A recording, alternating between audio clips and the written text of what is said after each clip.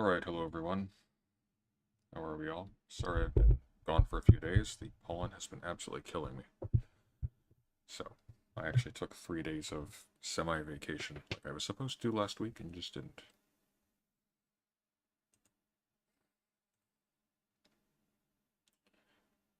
So as you can probably tell from the title, we're starting Dead Space. I have not given up on Resident Evil. I will return to it. I'm just not in the mood. Plus, I'm reading Dead Space Martyr on my Kindle, and the first half of it is actually really, really good. And it's starting to fall off a little bit, because it went from a really good, slow build-up, what's the word I'm looking for? Not Lovecraftian horror per se, but like, that kind of thing that you see in like Annihilation or in Sphere, where there's like a hidden thing somewhere and it's causing anomalies, and there's this kind of a mystery that's unfolding as they get closer and closer to it. That part's really good. And then about the midpoint, they try to account for the origins of unitology, which I think is a mistake. I think it would have been better if they'd just gone through the story of the recovery of the marker by Michael Altman, and then had the formation of unitology as something separate, sort of outside of his lifetime. That would have been more interesting. But instead, it goes immediately into like a bad version of what happens in The Mist, except they're in an underwater compound. Like it's still okay, but it's like it's frustrating. I might do a video at some point on sort of good and bad portrayals of religion in video games, because I think that's kind of interesting. I think, oddly enough, Dead Space does a fairly good job of it. It's something very specific. I think one that does it very badly, by contrast, is BioShock Infinite, which seems to just have the external trappings of Mormonism, but actually nothing specifically religious bears on any of the story at all, or even on the world. It's just kind of there. Anyways, let's get this show on the road.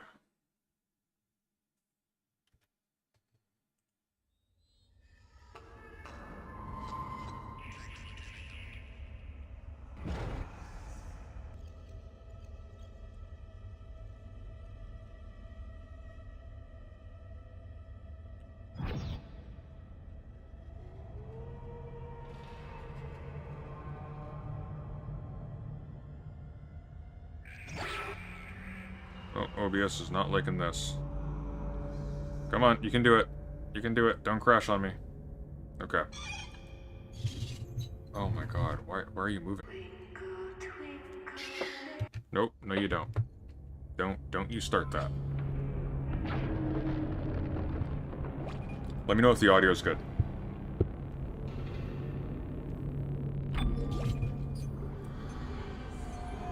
Let's do medium. We don't want it to be tedious.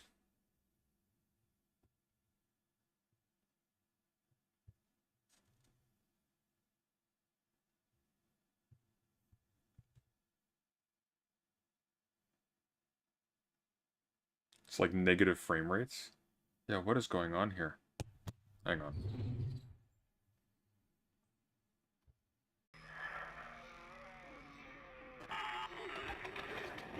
Okay. It's me. I wish I could talk to you. I'm sorry. I'm sorry about everything. I wish I could just talk to someone. It's all falling apart here. I can't believe what's happening. Oh my god. Okay, this is ridiculous. It's strange. It's a little thing. Oh, now we're working. Okay. Sort of. How many times you watched that thing? Guess you really miss her. Don't worry, we're almost there. Okay, that's not too bad. You'll be able to look her up once we're on board. Sounds like you do have a lot of catching up to do. Alright, everyone, we're here. Sinking our orbit now. All this trouble over that chunk of rock. Deep space mining is a lucrative business, Ms. Daniels. Aegis 7 is a gold mine according to prospectors' reports. Cobalt, silicon, osmium. Now, where is she? There she is. We have visual contact. So that's Ishimura. Impressive. The USG Ishimura. Biggest planet cracker in her class. And it looks like they already popped the cork. Why is it all dark? I don't see any running lights. Corporal, take us in closer and hail them. And stay clear of that debris field. We're here to fix their ship, not the other way around. USG Ishimura, this is the emergency maintenance team of the USG Kellion responding to your distress call. Come in, Ishimura. You're gonna need to boost the signal if power's Yes, we low. know. Boost the signal. More. Never heard of a total communications blackout on one of these things. You'd think with 1,000 people on board, someone would pick up the phone.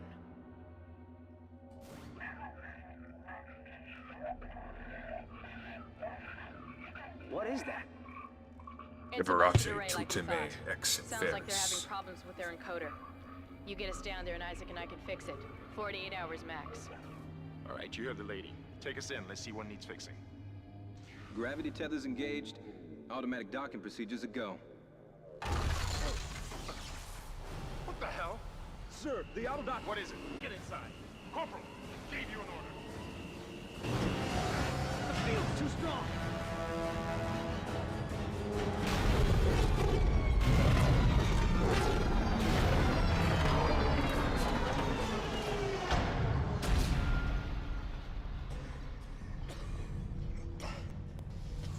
Is everyone okay? What? What the hell were you thinking? Were you trying to get us killed? I just saved our asses, Miss Daniels. If we had aborted at that speed and distance, we'd have smashed right into the side of the Ishimura. Now settle down. Let's get to work. Corporal, report. I'm not getting any readings from the port booster, and we've lost comms and autopilot. It'll take some time to fix. All right. Let's get some extra hands from flight deck to help out. God, this is terrible, isn't it? Here, let's see what's going on here. I'm syncing up everyone's rig with the ship. What on earth is going on? Okay, we're done. Clean bill of health for everyone. All right. We've still got a job to do. We're moving out. Okay, we seem to be sort of back in business now. This is gonna be rough, guys. We might have to give up on this until I upgrade the computer. Man, this is terrible. This actually ran the other day just fine, but OBS updated, and it's actually been freezing by itself. Hey, I know, I've played this before. What is it? There we go. Okay. Yeah, the last time it froze, that was a YouTube thing. So let's reload that. Yeah, OBS is just being ridiculous. This is actually an OBS thing. This isn't my end this time.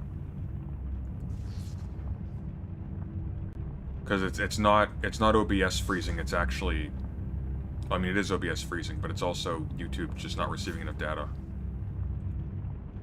It's both. This is frustrating.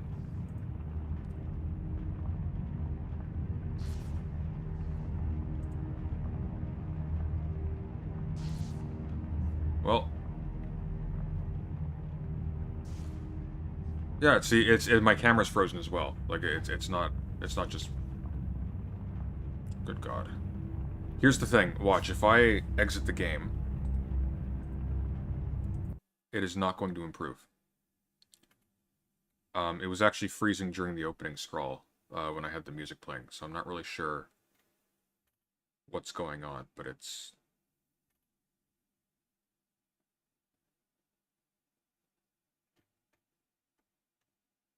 Okay, let's try and fix this quickly. Let's see.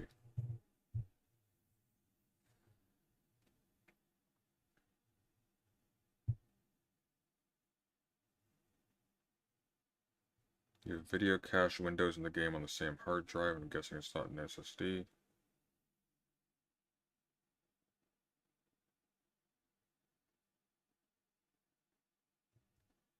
Okay. Here's what might work. Let's try and... See, and YouTube's even telling me that it's not getting enough video to maintain smooth streaming. So this isn't...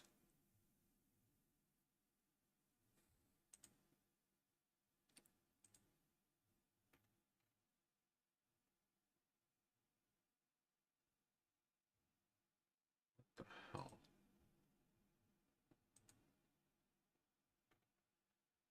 Want to use your Riverside? What? What does that mean?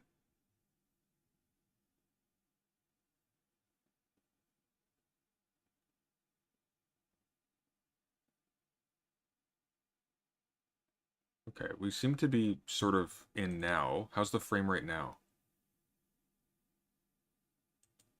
Okay, I'm going to try launching Dead Space again. We'll see if that works a bit better this time. If not, we'll do something else.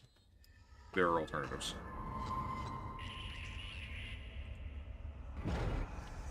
Okay, did that immediately kill my stream? Yes, it did. Wow.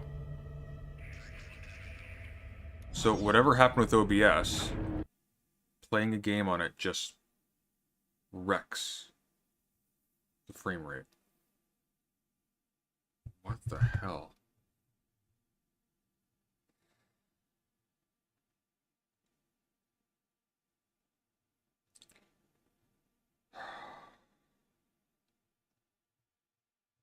That is so frustrating.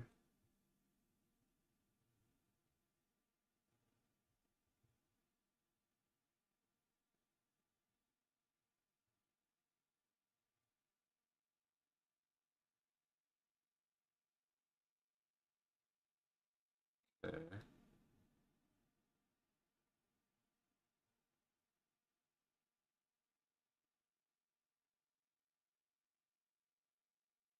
Well, you know what we could do?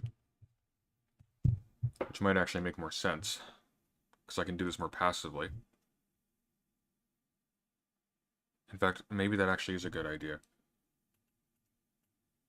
We don't need to play it. We can just watch it. That might actually be a good idea. But the problem is, YouTube is still... Why is it still not receiving enough data? What is going on here? Connection strong.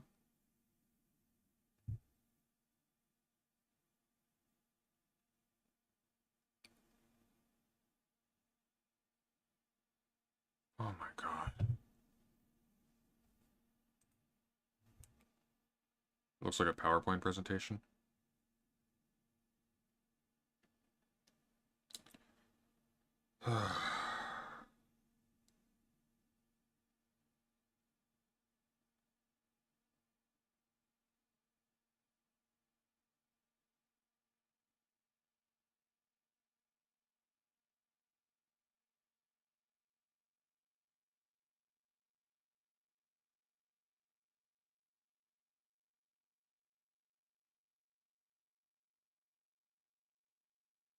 I don't know.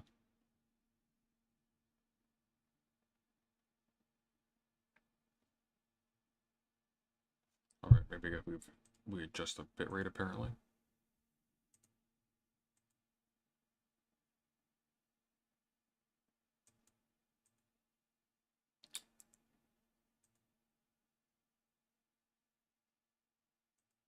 No, should be fine. No, it's still, it looks like it's still... God, okay. Okay, looks like it's smoothing out a bit.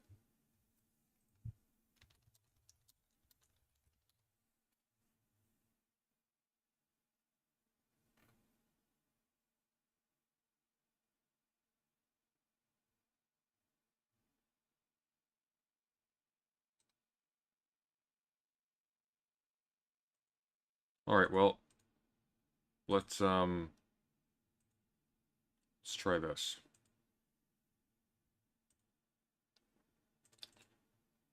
Let's see how tolerable this is.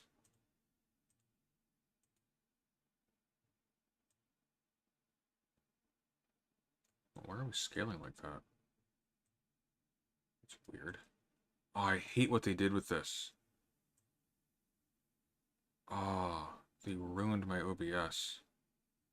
I'm gonna have to go through this all over again. This sucks.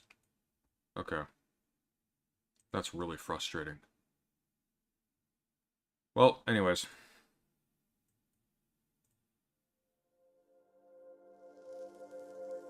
This is some weird channel that turns games into movies, so...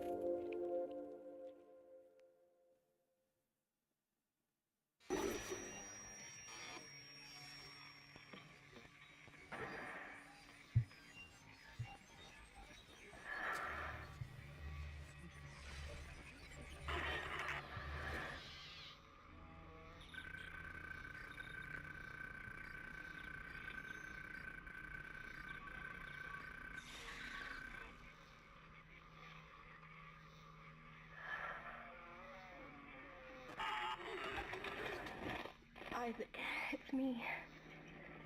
I wish I could talk to you. I'm sorry. I'm sorry about everything. I wish I could just talk to someone. It's all falling apart here. I can't believe what's happening. It's strange. Such a little thing. How many times you watched that thing? Guess you really miss her. Don't worry, we're almost there. You'll be able to look her up once we're on board. Sounds like you do have a lot of catching up to do. In the future, all of your private video messages are outward-facing. Sinking orbit now. All this trouble over that chunk of rock. Deep space mining is a lucrative business, Ms. Daniels. Aegis 7 is a gold mine according to prospectors' reports. Hey, Aiko. Cobalt, silicon, osmium. Now, where is she? There she is. We have visual contact. So that's Ishimura. So happy to see you play this. I'm not playing it because it's crashing OBS after the update. So, when I upgrade my PC in the next month, then I'll go through it and actually play it. Impressive. The USG Ishimura. Biggest planet cracker in her class. And it looks like they're When I upgrade my PC, I'll be able to play the remake. ready to pop the cork. This was a joke. Oh, Why is it all dark? I don't see any that's- running lights. they're so funny once Corporal, there. take us in closer and hail them. And stay clear of that debris field. We're here to fix their ship, not the other way around. USG Ishimura, this is the emergency maintenance team of the USG Kellion responding to your distress call. Come in, Ishimura. You're gonna need to boost the signal if it power's low. Yes, we know. Boost the signal. More. Never heard of a total communications blackout on one of these things. You'd think with 1,000 people on board, someone would pick up the phone.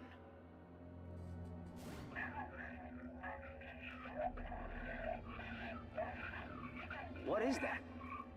It's a busted array like we thought. Sounds like they're having problems with their encoder. You get us down there and Isaac and I can fix it. 48 hours max.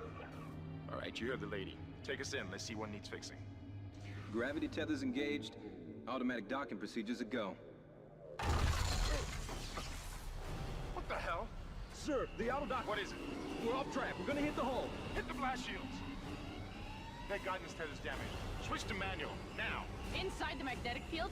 Are you insane? Abort! No! We can make it inside. Corporal, gave you an order. The field's too strong.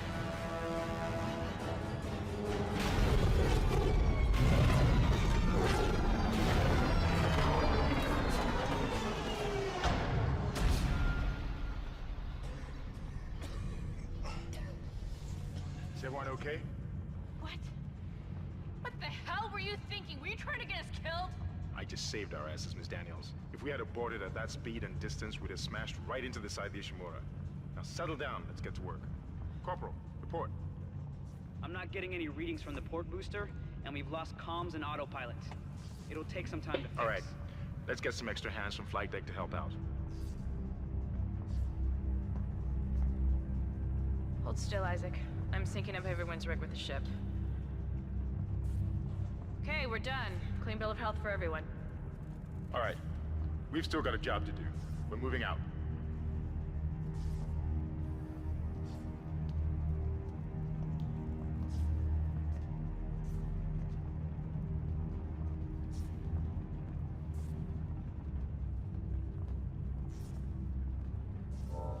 That music here is just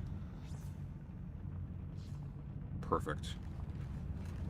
Use run to move quickly.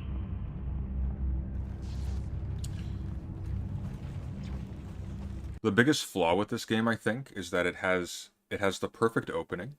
Like it's the haunted house. The front door is inexplicably left open.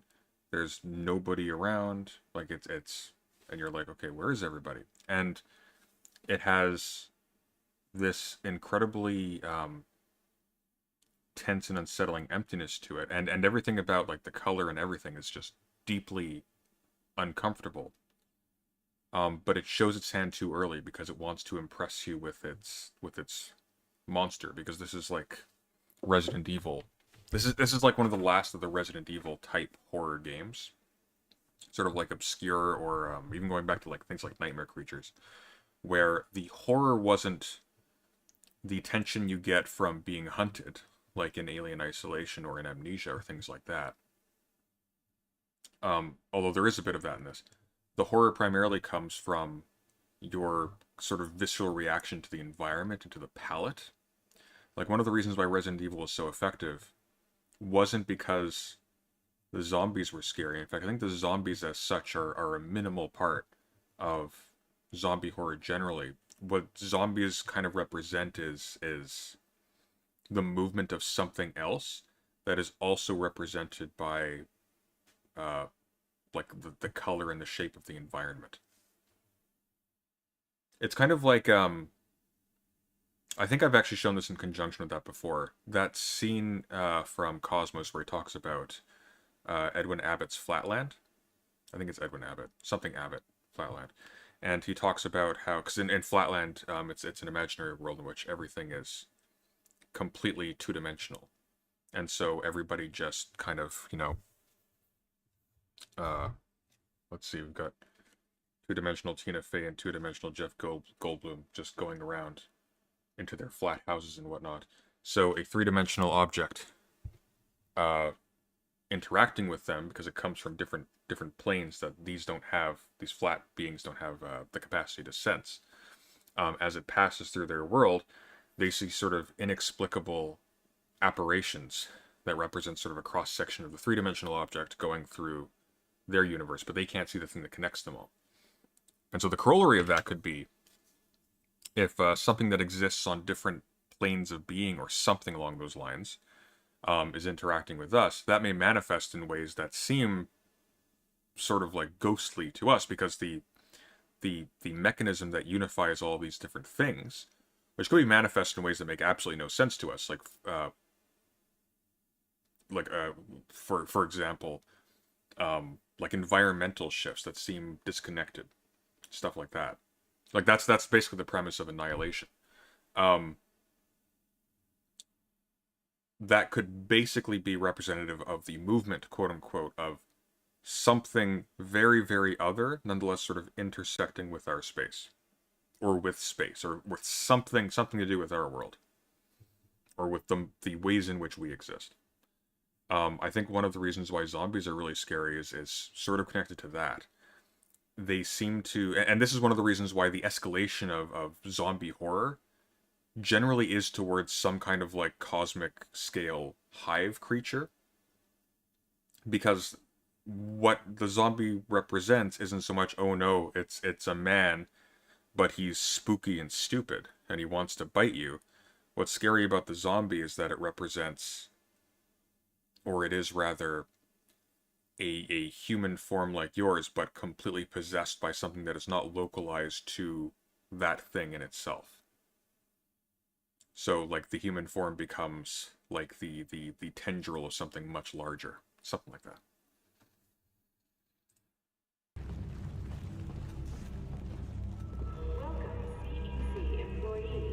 You didn't lose power to the port booster. You lost the port booster.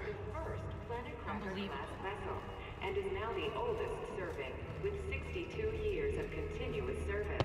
It holds the record for highest number of planet cracks, with 34 to date, and highest dead weight of refined product at 14 trillion kilotons and counting.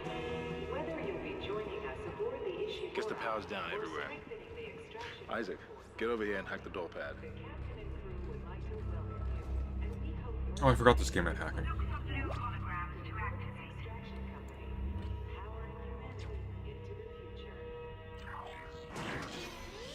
I guess it doesn't. I vaguely remember one of these games having hacking of some kind. See, look. So, fantastic build-up. Like, it's such a powerful entrance. But they're gonna blow it on a jump scare and a chase, like, right now. And it's just, it's so silly. Because you could carry this on and just have, like, a slow build-up of tension for, like, an hour. And it would work so well. It was a completely different time. Nobody was thinking that way.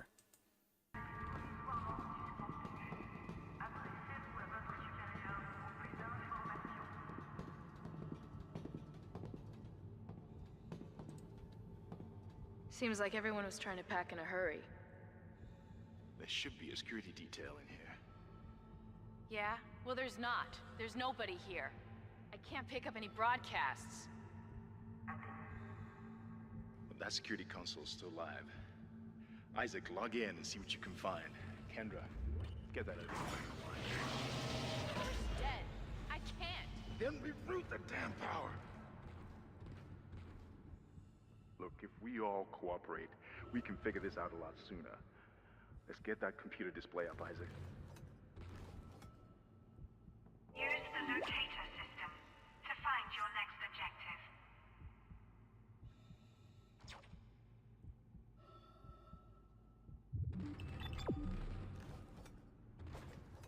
You know what? I may legitimately be thinking of Mass Effect hacking. Mass Effect 2, like, it's ubiquitous. The escalation of zombie horror is towards some kind of cosmic unifying entity that the zombies are just sort of the most extreme extensions of.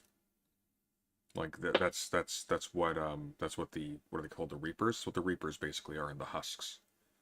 That's what the Borg were before First Contact turned them into, ironically enough, turned them into actual zombies. The Borg and TNG were emanations from a colossal hive mind. They sort of pay lip service to this with the Queen being sort of dimension hopping in First Contact, but they made her too much just like, oh, it's an evil witch who's running everything behind the scenes. It's lame.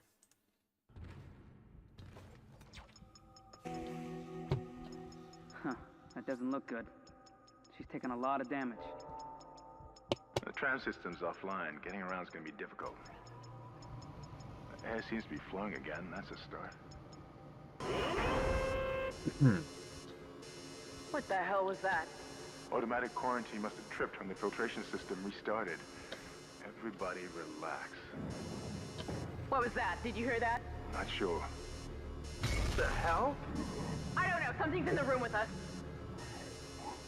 Jesus! Open fire! Open fire! Kendra, power! Kendra! Come on. Come on. Got it! Isaac, get the hell out of there! The door's unlocked! Run!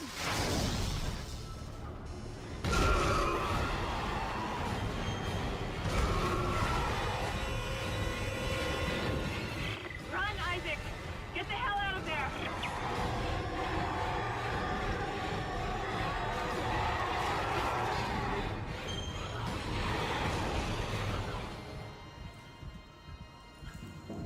See, it's terrible. It's terrible design. Like, it was such a strong build-up, and it's completely wasted just so they can show off the monster right away. And then it hits you, and demonstrates that it's not a threat. It's awful.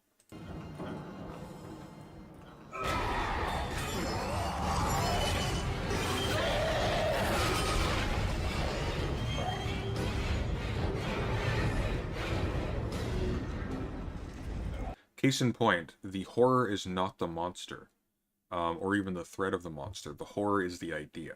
That's how Resident Evil works. Even with Resident Evil 2, it's the same deal. It has to be like this emanation from some greater thing. In the case of Resident Evil, it's a virus, slash a company deploying a virus.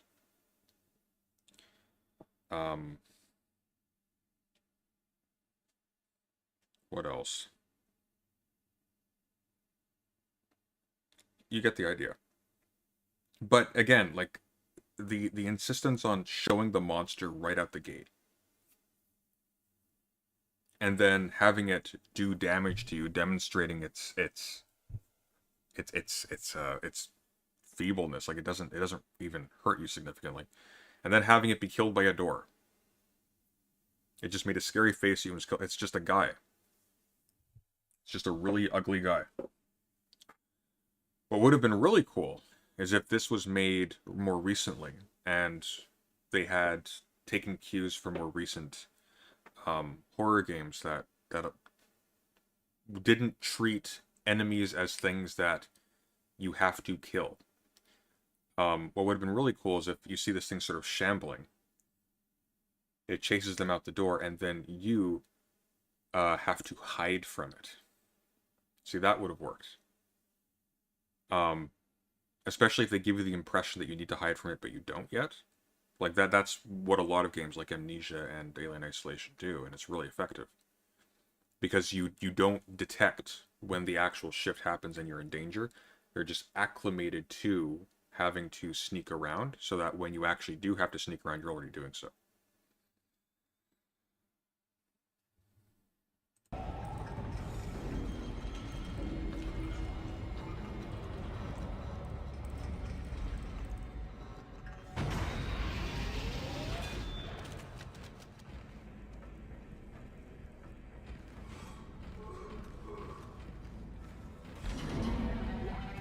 Shoot the limbs off enemies for extra damage.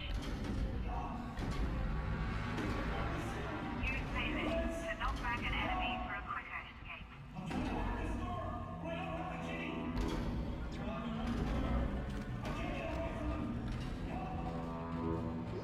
This is Benson. Everybody listen up. They're using the vents. That's how they're getting around the ship. Stay away from down. Get back. Get back.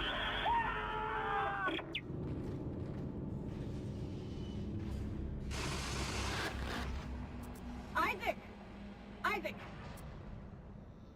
God, I can't believe you made it. Isaac, Why can't you believe he made it? He literally just ran away from a guy down a hallway. we ran into more of them on the way over here. Are you okay? More what? What the hell are those things? Is that the crew? Keep your voice down. Whatever they are, they're not friendly, and half the doors on this ship are locked because of the quarantine. Now, we have to get to the bridge. But first, we gotta repair the tram system. You're crazy, Hammond. You're gonna get us all killed. If you listen to me, I will get you out of here alive. Now, what's wrong with the tram? The data board is fried, but there should be a spare in the maintenance bay. There's also a broken tram blocking the tunnel that needs to be repaired. Her character is very annoying. I hate when, again, it drives me crazy. Like, none of the male characters are doing this weird whining thing.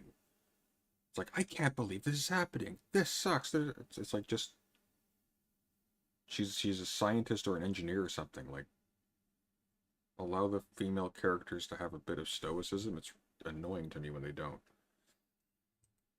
That's why people like Ripley, because she's a person with grit who does a job, and that's her character, not she's the woman, therefore she's the whiny one. Damn it! Everything is on the other side of this quarantine. We can't reach it from here. No, we can't. But you can. Isaac, if I can get to the bridge, I should be able to access the personnel files. You fix the tram, and I'll help you find Nicole. Use the map screen to check objectives and important locations.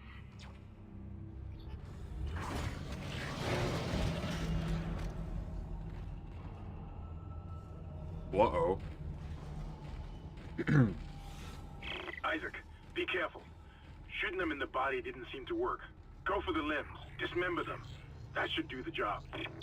Like, I don't know why you're told this. It would be, like, it's again, it's bad design. Like, you should have an avenue to escape a creature, so you're not constantly defeating every single thing you're supposed to be afraid of. One of the things that Alien Isolation did really well was it allowed you to kill certain enemies, but it made killing them extremely costly. So you could kill the androids as they were chasing you around, but it would take most of your ammunition to bring down one. So you didn't do so except as a last resort. And as a result, you were constantly trying to evade them, and there was tension. Because you weren't just basically put into a minigame where, oh, Can you shoot him in the head 3 times? Oh, no you can't. Guess it's game over, and you're just doing that over and over again until you get lucky. What happened, because you had limited ammunition and because they took so much ammunition to kill and because they were evadable, is that you attempted to evade them and you were hiding. And there's an immensely different kind of tension from hiding from a thing than, oh, it's a scary thing, I have to shoot really fast. Because in terms of that, like, it's no scarier than Doom 3. The horror in this is basically identical to Doom 3, just a bit gorier. But otherwise, it's the same game. In fact, I remember when I played the demo for this on PS3 years and years and years ago, I was struck by just how similar it was. Was this like a... I didn't realize it was an American company at the time, because the ship was called the Ishimura. Is this like a Japanese knockoff of Doom 3? Because it felt exactly like it. Now, oddly enough, this game started off its life as a sequel to System Shock 2, and Doom 3 took most of its cues from System Shock 2. So one of the reasons why they're so similar is because they're both similar to System Shock 2. Another one that feels really weirdly mechanically like Doom 3 is BioShock. The combat feels almost identical. And there's a good reason for that, because it's geared for the exact same type of game.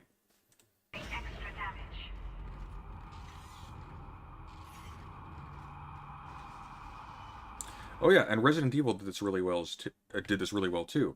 So in Resident Evil 1, which I was playing a little while ago, you could kill everything, but resources are scarce, and it's generally not a good idea to do so, because you will disarm yourself and lose all of your resources, so you can't handle threats later on. And most of the zombies that you kill are not permanently dead. You have to do additional things in order to keep them down forever. So you avoided them, even though they were slow moving. The environment was confined, and you had to avoid enemies more often than fight them. In this, by contrast, you actually need to kill every single thing to progress. Which I think is a mistake. I think it's actually bad design.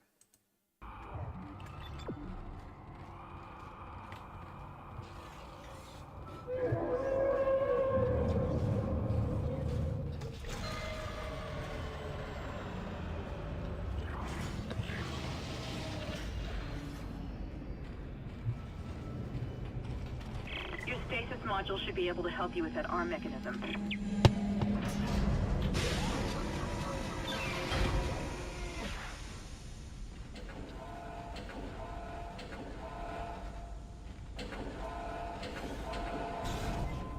I think Doom 3 doesn't get enough credit, on the contrary. So Zoshlik says, to be fair, though the horror in Doom 3 is more environmentally influenced in terms of how cutscenes are built around the gameplay, similar to that of Half-Life, it does it poorly. I don't think it actually does do it poorly. I think generally Doom 3 actually does its horror fairly well. I think the weakness of Doom 3 is that it's trying to cram Doom tropes into Doom 3. If it was its own setting, it would be really effective. People were upset about it, ultimately, because it wasn't really a spiritual successor to Doom. It was a spiritual successor to System Shock that had Doom monsters and a vaguely Doom setting. But the game itself, like, Doom 3 would have worked really well as Dead Space. If they had like necromorphs and whatnot in it, it would play basically exactly the same as this. And I don't think anybody would have complained.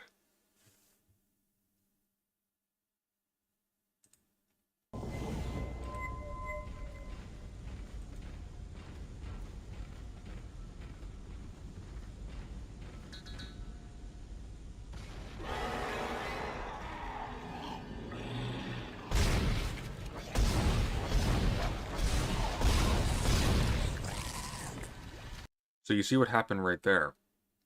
There was no build-up to a creature coming out. There was just a lull, and then a marching band comes in. And then there's a shambling zombie at the other end of the hallway, and you're told that you need to be scared by the music. But the build-up wasn't actually there. This is a generic enemy. It's just really trying to pump up the fact that, oh, it's combat time now. This is scary. Except it's not. The setting is scary. The art design in this is incredible, and it carries a lot of the weight. In fact, almost all of it. Because the gameplay itself has very little in the way of actual tension, because it's just the same encounter repeated over and over and over and over again. That's not how you do good horror. The encounters should be meaningful and should be threatening and frightening. Um, and there's actually a bit of this coming up, like when you have to constantly escape from the regenerator. That's tense. It also just evolves to being a bit annoying, but the point though is you don't just kill the thing, you have to kill the thing and then escape it and then avoid it, and that avoidance is a lot more stressful than just having to put the thing down, because there isn't a clear end to that in sight. And you don't have the sense that, no, you can actually overpower this thing. It's like, no, you need to remove yourself. Well, the Doom movie was terrible.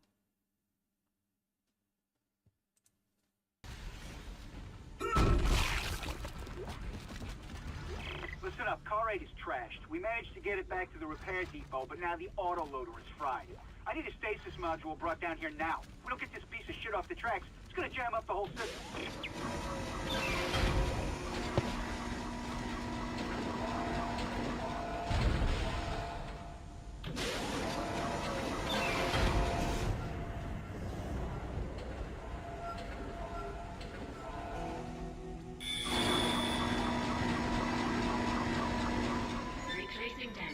Like, so much of the tension just comes from, oh, the machinery is creaky.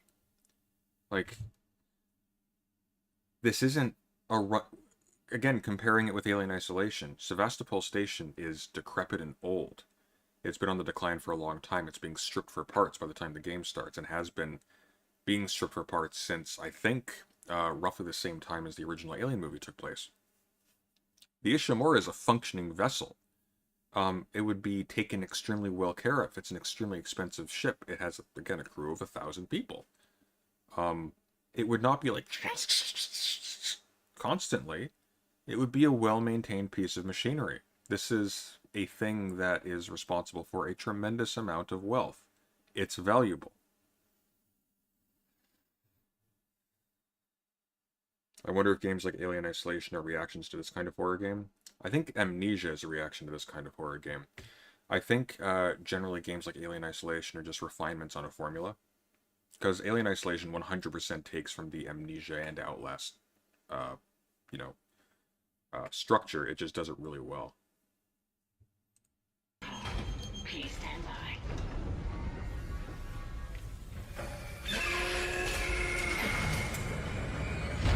Isaac, you did it. The tram is blocking. Like, what was the scare there? That noise, what was that? What did that do? Well, it made you think, oh, there's an enemy encounter happening, because it sounds like the signal for an enemy encounter. But there wasn't one. But were you actually scared? Were you, like, creeping around going, no. Alien Isolation, again, by contrast. You'd be at a console doing a thing, and then you hear in the distance, something's moving nearby. And you have to make a judgment call. Am I going to finish this, or am I going to hide? And that's when it becomes really intense.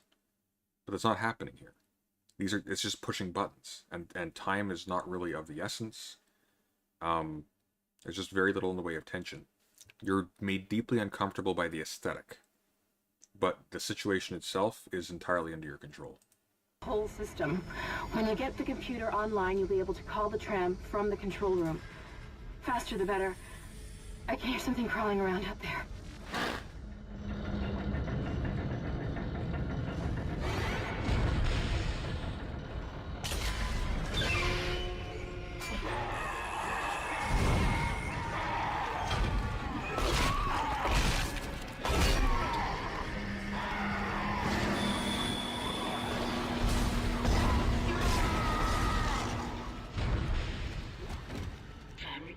Complete.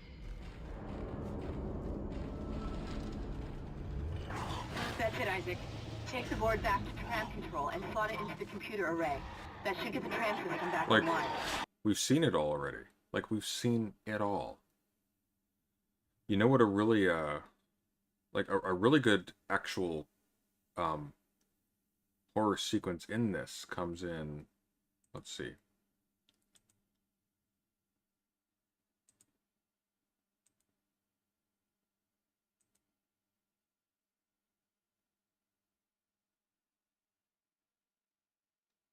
So it's a Leviathan. Let me see if I can't find it.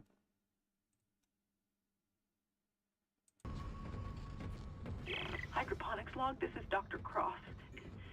It's hard for me to believe what I'm seeing here. This is crazy. Absolutely crazy. I'm going to the mining deck. I hear that's where survivors are gathering. Jacob, I'll wait for you there. Unknown antigen injected into the filtration system. So, there is something in the cargo hold that has consumed all of the food supplies, essentially. And it's a massive necromorph thing that's clogging up the system in various parts. And you have to poison it to get rid of it. And the actual build-up to that is really good. It's a different kind of horror. It's not like in Alien Isolation where, oh, there's a thing hiding around, and I don't know what it is, and you're going to get bits and pieces of information explaining what it is, which is somewhat weakened by the fact that we already know what the xenomorph is. But instead, it's like, oh, there's a horrible thing in there, and you learn little bits and pieces about what this thing is, and you realize, oh, I gotta go in. And it's building up the intensity around that, and it delivers. Like that part's well done. Like, look, like the environmental storytelling here is really strong. So you saw as he's entering the building.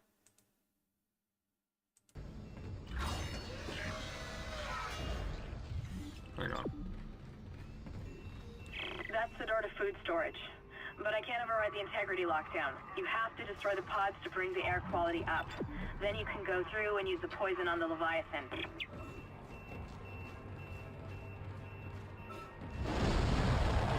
I also think naming them is a mistake. Like, why are you calling it the Leviathan? You have no notion of this thing being a separate entity. Everything you've seen so far has been some outgrowth of some common organism. Why are you calling it the Leviathan? Just say, oh, there's some very large thing in there. Like, allow yourself to speak tentatively. That's where a lot of the horror comes from. One of the most effective lines in any horror film at all, or any horror story, period, is when the characters are observing the environment and some variation of something's wrong is uttered. That's the most intense moment of horror in any type of cosmic horror like this. Naming stuff and partitioning it and making it all like, oh, we need to kill the giant big death monster. It's lame. You've limited the thing. Because you already know in this universe we have technology that's bigger than it. It's obviously occupying a tiny portion of a ship. If you say, oh, this is just big scary thing with a big scary mouth. Okay. Like, here's a question for you.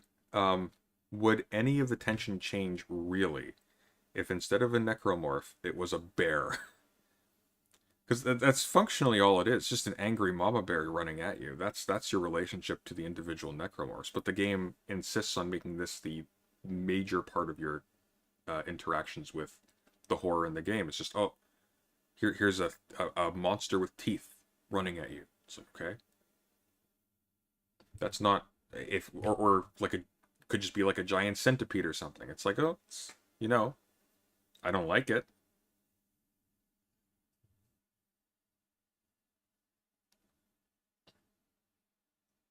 Clearly she's talking about the state. The state is in there very scary.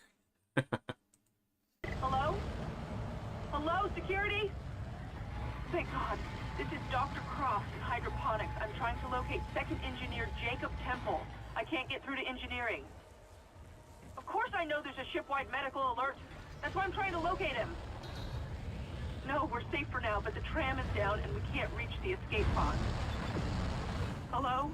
Oh yeah, I know. If it's done right, like, hey, speaking of bears, the Annihilation movie, which I'm not a massive fan of, to be honest, because I don't think it matched anywhere near like the heights that the book got to. Like, the book is intense. It's cosmic horror at its best. The movie is not, but it has one scene involving a bear, and it's a bear with a quirk, But the quirk is not an increase in its lethality. And it's terrifying. Because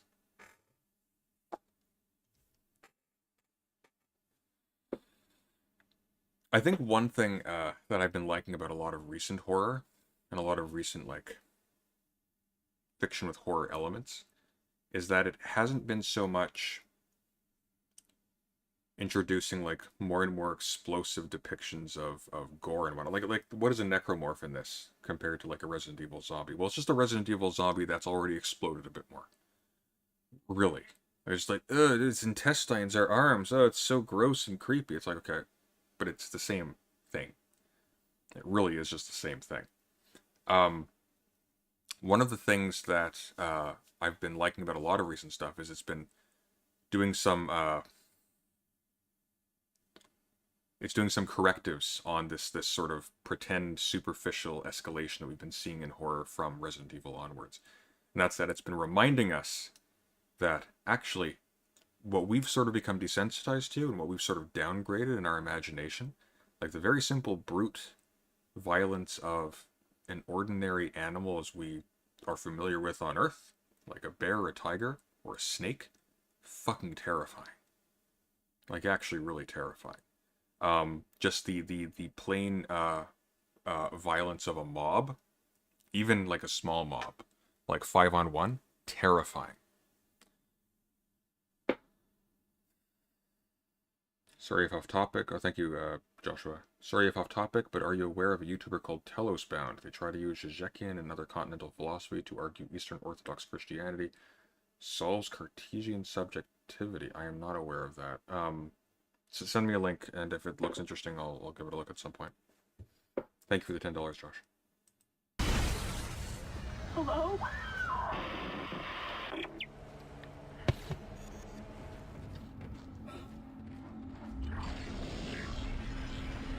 See, this is great.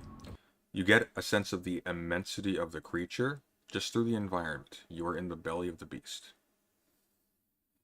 In particular, I want to do something on this as well, like the use of flesh environs, because that's a common trope, and there's a reason for it. It does something narratively, and it does something sort of viscerally. That's very specific, and I think actually very significant. Like, there is a reason, again, why zombie horror always involves specifically environmental changes when it's good. Because zombies are fundamentally an environmental hazard, or an environmental type of horror. They represent some kind of change in the world generally. Post-Romero. So in Romero zombie horror, like in Night of the Living Dead, I believe, if memory serves, some kind of radio wave hits the Earth or something. Some wave, something of that sort, hits the Earth and causes dead bodies to reanimate and attack the living and consume their flesh. In this particular case, the nature of the environmental hazard is not known, but it's environmental nonetheless. It's a change in the world. Prior to that, zombies are just they're either reanimated corpses or they are sort of possessed bodies, but they're individual monsters. They are on a par with Frankenstein's monster. I think the last film I've seen of that sort that uses zombies in that way is a really good but very, very B-movie-ish, but with a budget movie called Overlord, which was really good. And the premise was Allied soldiers, I believe, falling into France. They discover weird goings-on in a laboratory base in a French village, and it turns out that they've been trying to create super soldiers, and they made horrific zombie men. But they are not, it's not like a zombie plague. These are just essentially lab-created mutants. But it's effective. Because fundamentally, the zombies are identical with, in post-Romero horror, the flesh wall that we're seeing here, Hydroponics log, this is Dr. that is the zombie. That's what the zombies are. The zombies are just as much an emanation of something else as this is. They're part and parcel. And one of the things that the flesh wall does is it tells you just how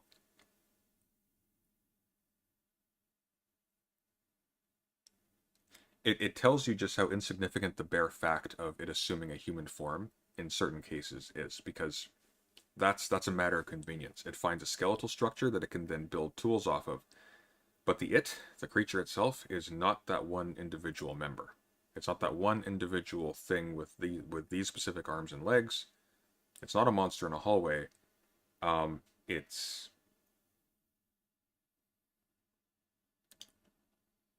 an entirely different order of things. Cross. It's hard for That game Scorn finally has a release date. I'm gonna level with you. I'm not excited for Scorn. Like, aesthetically, it's interesting, but also excessive, and it seems pointless. Like, it seems to be taking sort of a needlessly intensified sort of H.R. Giger aesthetic, but that's all there is to it. It's just like, oh, let's make more of the grossness like that. What if the entire world is just gross? Let's just make it as gross and unsettling as possible, but to what end?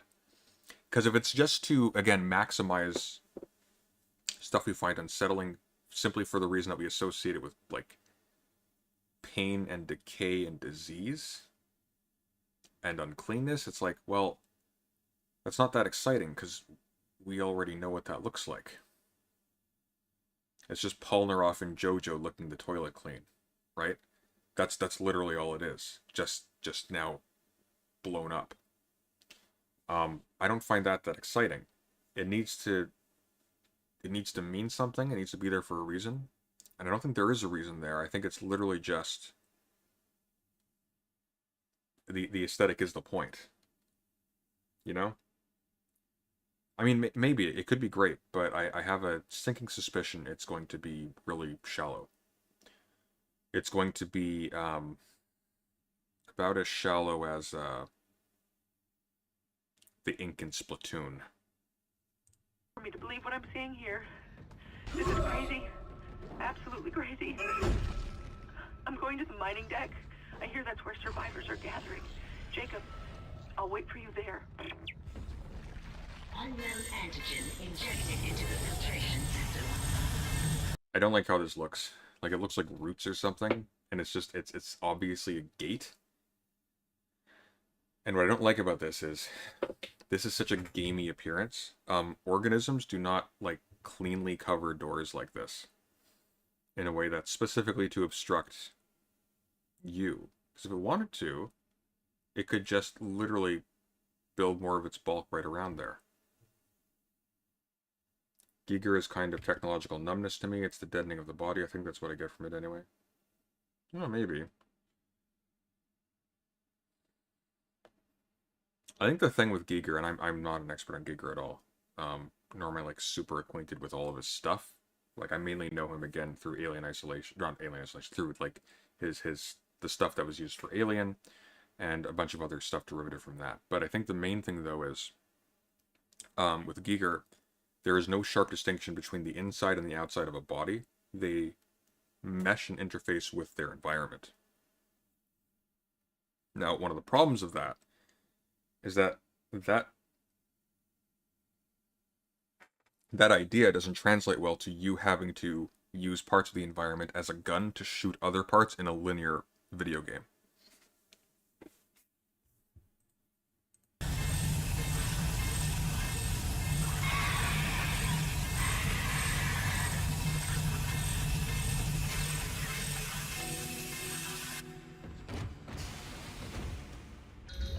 Damn it. The poison wasn't strong enough. It's still alive. Get in there and kill it before it contaminates the entire ship.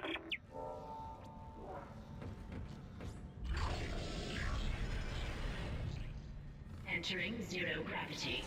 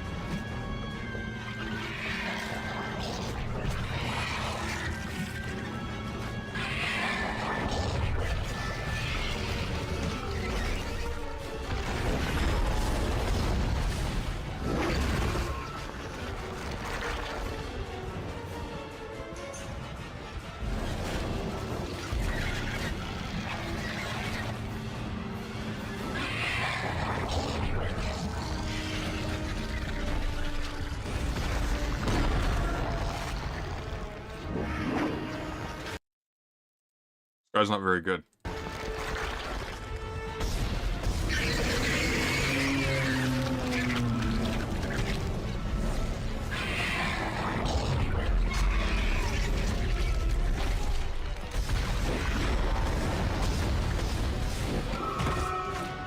So what you're supposed to do is gravity jump to a different part of the tunnel, and that's how you avoid the tentacles.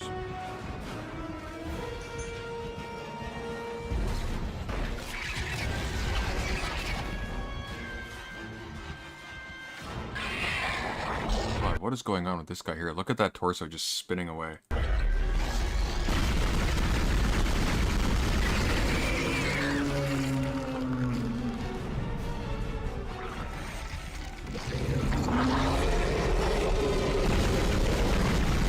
Okay, so what this game does really well is the lighting.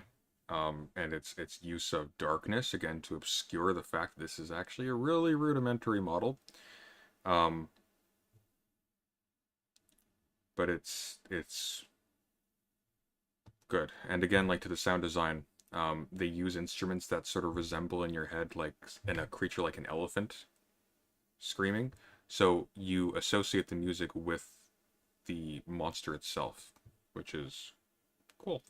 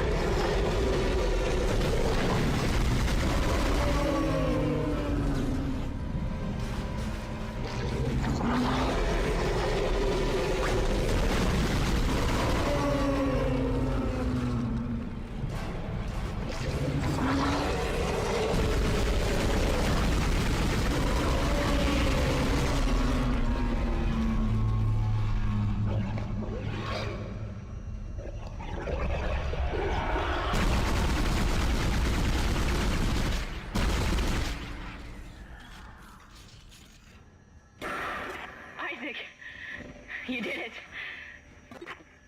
Hammond, do you read? Oxygen levels are returning to normal. See, what I think would have been a lot more interesting is if instead of just going into a tube and shooting the thing, you actually had to avoid it to deliver, like, a payload of poison closer in, or something like that. And you had to, like, hide from tentacles, sort of like... Has anyone seen that movie Deep Rising? Like, it's a very similar idea to the tentacles in this. In fact, they almost look identical. Where there's this giant octopus-type creature that's taken over a cruise ship. And it has these tentacles that have mouths on them that just sort of grab crew members and digest them, or passengers, and sort of digest them on the way to the center. But the environmental hazard in that is just these tentacles that are just everywhere. And early on they think that they're like worms or something, but you learn later on that they're attached to like this giant octopus creature. And it's actually really effective.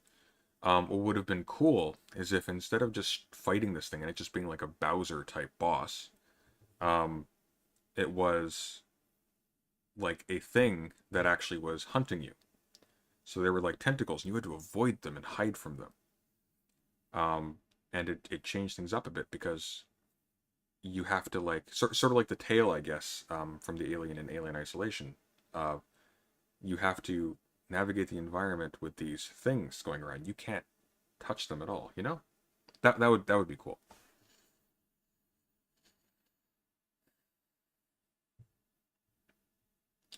I sent some links to that YouTuber on Discord. Okay, thank you, Joshua. You don't need to pay me to get my attention though. Just be advised. I will read your comments. I do appreciate it. It does help, but like don't feel like you need to send me money to get my attention. Damn it. He's gone again. No sign of God, his rig what is... anywhere. Why are all these torsos spinning? Look at this. It's up to us now. I've got a plan to get off this ship. I've located an SOS beacon on the mining deck. If you can get down there and activate it, we might be able to send a distress call. And here's the thing too, like it would be cheaper to do that than to just do the rooms where the things pop out all the time. You could have fewer enemy variants. You could have a shorter, more tightly scripted game that made greater use of fewer amount of environments. Alien Isolation has nowhere near as many rooms as Dead Space does, but the rooms count. Every inch of space you cover in Alien Isolation matters. In this, you're just waltzing down hallways, and there's no purpose to the hallway.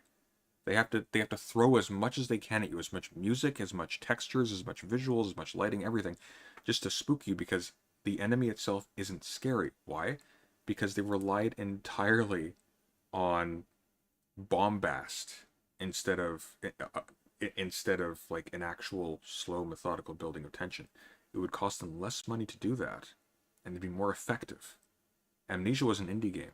It was not made by a massive studio. It is significantly more scary than this is. But that's not because of a failure in terms of the art direction, which is superb, or the sound design, or the concept or anything. In fact, I think the concept of this is significantly scarier as the build-up of something a lot more willing to take its time and to play it smarter. The problem is that it's using a bad design philosophy where the game has to be a game that scares you as opposed to being, actual horror. Like, what is Dead Space? Well, it's fundamentally just your standard run-of-the-mill third-person shooter, but the enemies and the levels are spooky. That's it. Are the enemies more challenging? No. Are they more surprising?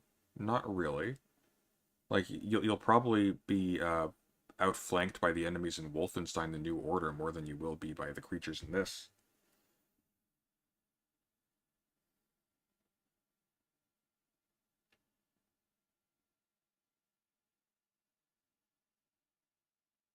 Dead Space is firmly an action game in most senses. Yeah, there's nothing wrong with that, but it's a shame because the interest in Lovecraftian horror isn't the revelation of that scale.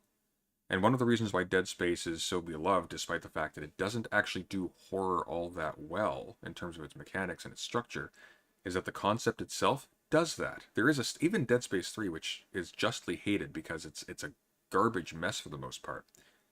It provides that escalation. Even if it butchers its own narrative, like in Dead Space 3, like one of the major things with Dead Space 1 and 2 is that the influence of the marker, which turns people into necromorphs and starts the process of like the infection and all that kind of thing, culminating eventually in what we learn, culminating in quote-unquote convergence and the creation of a giant superorganism called the Brethren Moon, is it's gradual. And so a big part of the horror is the slow realization something's wrong. People are starting to exhibit odd tendencies. There are strange biological formations where there shouldn't be. One of the reasons why Dead Space Martyr, the novel, works so well is because it really leans into this. There's a sequence where they're going down in a submarine, and they see, like, oh, there's a fish. Like, oh, it's passing by the window, but it's strange. It's like, what is going on there? It's like, it's got like weird bony protrusions on it. It looks like it's been flayed somewhat. It looks like it shouldn't be alive. What is going on? There's like weird pink films that appear to be organic, sort of floating in the water. Something's wrong, which is almost always an environmental observation. You're not saying something's wrong with that. You're just saying something's wrong. Bloodborne is a good Lovecraft game. Bloodborne is a Lovecraft game in the same way that Dead Space is, though. The same deal. Like, there's a good game with a good Lovecraftian story attached to it, and they could be completely separated from each other.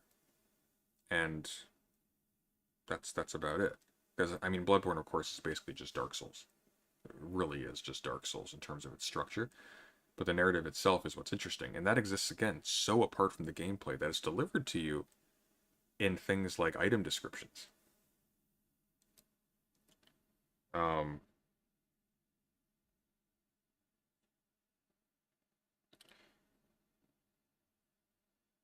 Again, like, what's great about Dead Space is that is presented to you. It's still there. You get bits of it in, like, audio recordings, and the escalation to Dead Space 3 where you get to, like, oh, it's actually a thing of genuinely cosmic scale. That itself can go farther up still, because you don't actually get an origin point for the markers, and you don't get an origin point for the Brethren Moons, or for the Necromorphs, or for an understanding of their purpose. You get clues, but that's all. You just get, oh, this is indeed what the culmination is. This is what this process produces at the end state. But you don't get a reason. You effectively get to the end of Prometheus. And that's all. I'm gonna let this run for a bit. I'll be right back. Oh God, I don't know how much longer the target will hold.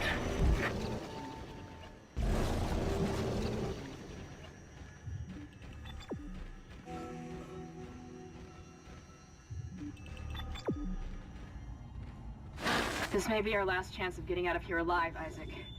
There's an asteroid loaded up in the mining bay waiting to be smelted. If you attach the SOS beacon to it, you can launch it away from the ship to make a clean broadcast. The beacon's on the maintenance subdeck. You can launch the asteroid from the control room. Damn, the control room is locked.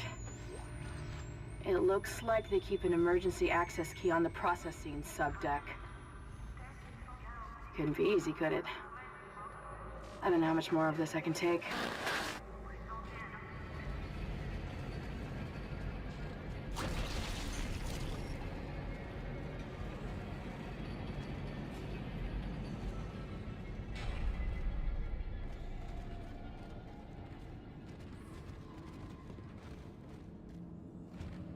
Isaac?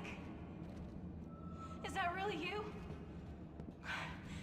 It feels like it's been so long. But I can help you now. Come with me.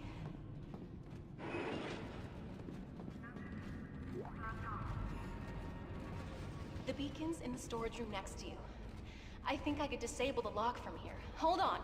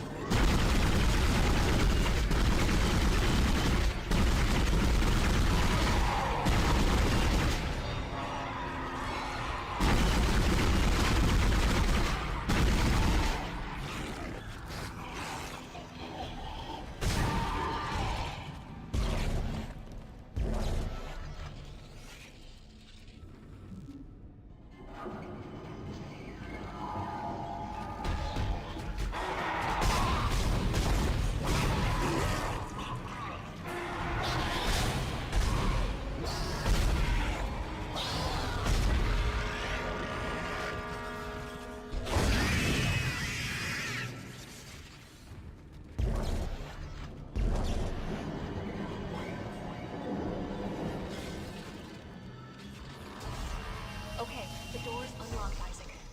I can't get over to you, but I'll find a way. I love you. This will all be over soon.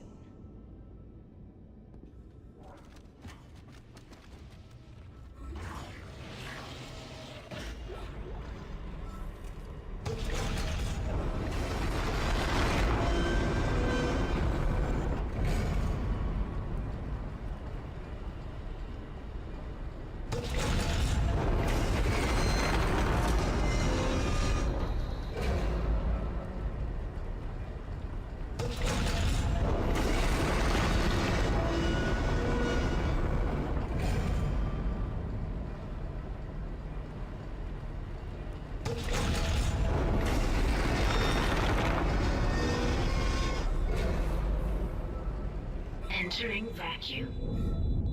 Alright, sorry about that.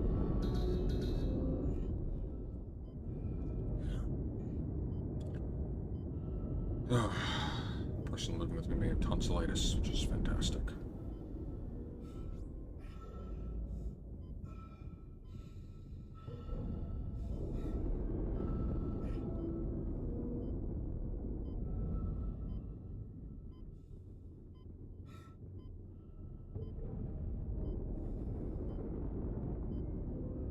Warning. Payload 8772 is no longer tethered. Untrained personnel should leave the area immediately.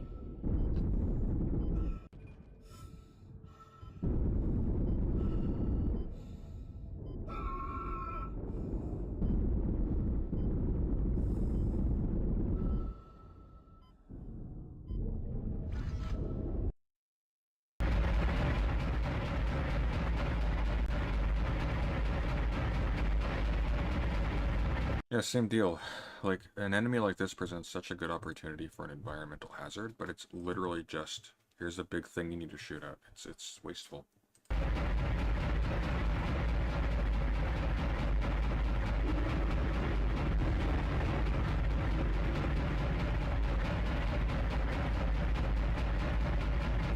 Also, as if to demonstrate again the idea that the specific forms don't matter because the creature, the monster, like the thing that you're actually scared of, is something closer to an environmental feature, like a disease, or like, you know, a pollutant of some kind.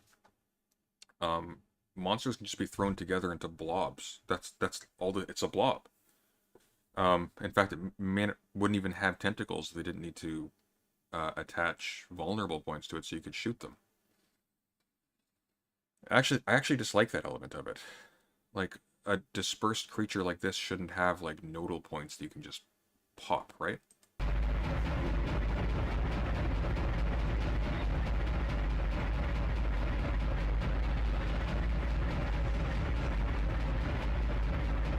It also really shouldn't be grabbing elements of the environment and throwing it at you like it is intelligent. Because these creatures aren't intelligent. They aren't cunning. They run at you head on.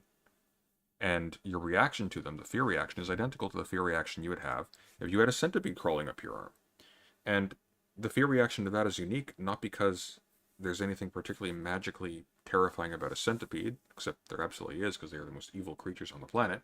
But that unlike, like, say, a mammal, or even a lizard, something like that approaches you, you can't interact with a centipede in the way that you would interact with something else that has some kind of conscious awareness that you're aware of. So, like, even a crocodile, you can hold a stick and it might react to it. It has some awareness of space. It has some cognizance of its, like, self-preservation. It will choose to take risks or not. Same with a bear, same with a wolf, etc., etc. The centipede, by contrast, won't react to its perception of you as a thing that can make moves. It will just and bite. That's all it does. That's what zombies do.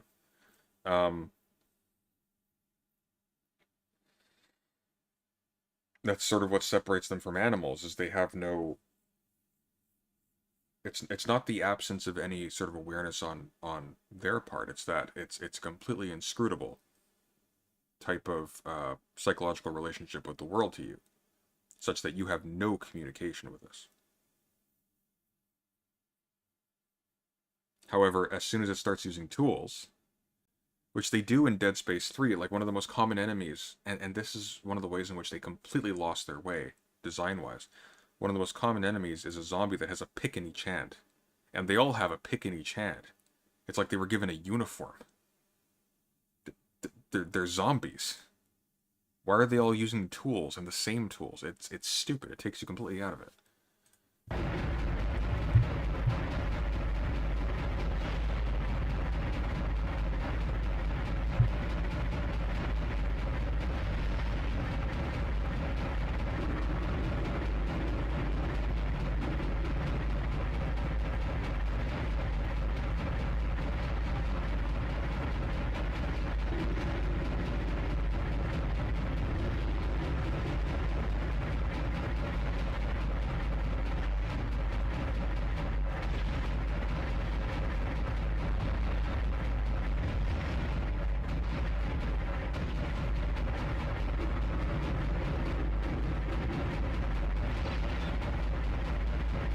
Like, who's feeling tension from this? I'm not feeling tension from this.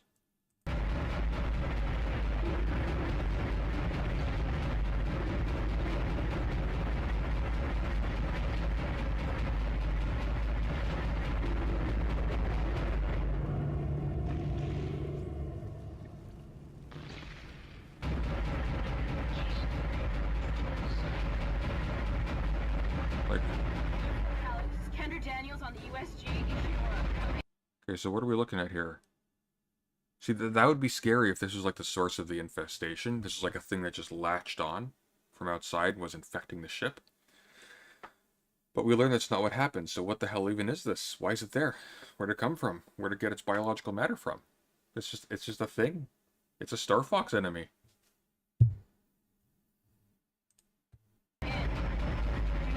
Okay, Kate, guy who's playing the game, stop shooting, it's dead. You're making it annoying.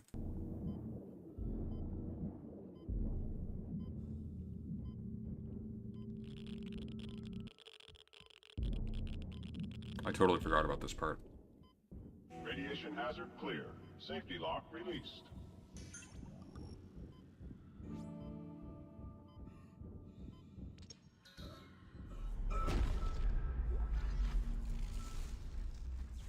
Isaac, I'm tracking your position, but it doesn't look like I can reach you. This damn ship was nearly shared in half. I made it to the bridge. It's a mess here. These poor bastards didn't stand a chance. I'm going to override all door locks so you can get to the engine room. I'll try and catch up with you there. What do you think of Prey 2017? I love the design of the world. I hate the enemy design. And again, I hate that you have to fight them. Like, it's lame. I'm just... Like, the enemies that can, mimic the environment, those are scary if they were a threat, but they're not. They're just kind of there, which is lame. See, here's what would be scary. An Alien Isolation type game where the alien can sometimes just sit in a room and pretend to be a chair or pretend to be a computer console or pretend to be a dead body or something. And you, thinking you're safe, walk in until all of a sudden you see movement.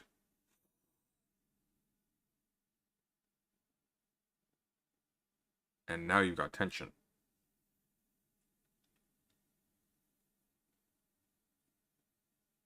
The mimics are good, but they need to be... They're the only good thing about it. Like, the other enemies are just not... They're not intimidating. It's just a smoke monster. It's like, here's a tall, smoky man. It's like, okay. I'm not interested in this. I know it's a product of a video game. The design of it indicates it has no history. Like, one of the things that makes these creatures so disturbing is that you can tell by their design that there's something going on. That there's something complex and what's the word I'm looking for?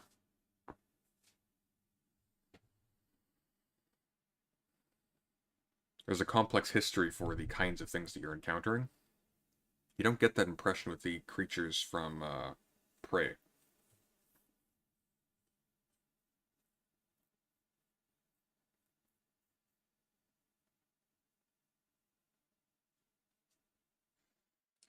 Yeah, Prey couldn't decide if it wanted to be Alien Isolation or Dead Space. Prey couldn't decide if it wanted to be Dead Space 2 or System Shock 2.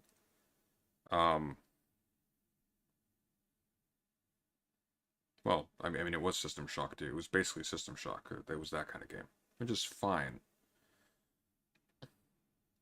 It just, given the kind of environment it had, it just seems wasteful.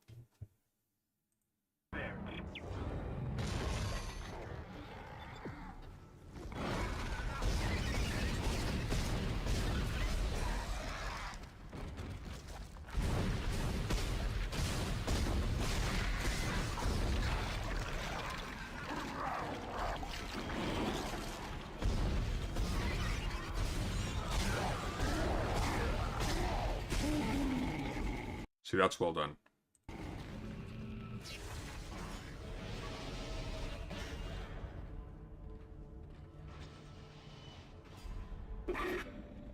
Mr. I need to speak with you. My name is Terence Kine, Dr. Kine. Listen to me. There isn't much time. If you really can repair the shuttle, there is a better use for it than just running away. You must understand, the forces at work here are greater than you can imagine. If you leave now, you condemn all humanity. The planet will never stop, never rest unless the marker is returned. Don't you see? The church is wrong. This is all a trap. I've seen it. Please, you must help me.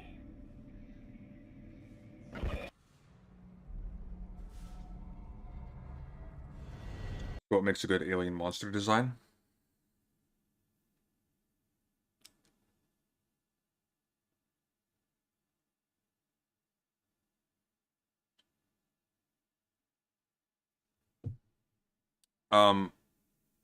Life forms evolve to fit their environments.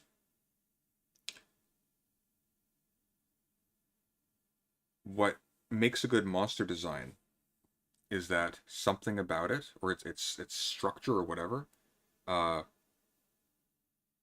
reflects the world it is suited to in some way.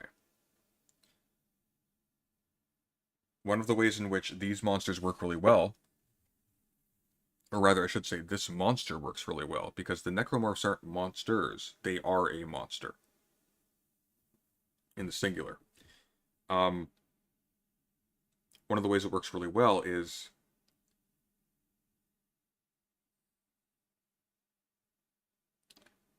its life cycle and how it relates to other creatures.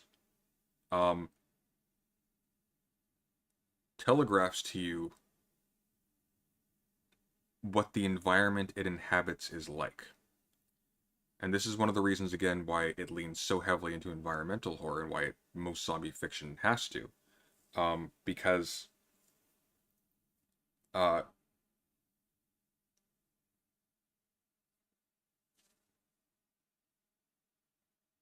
do I want to put this?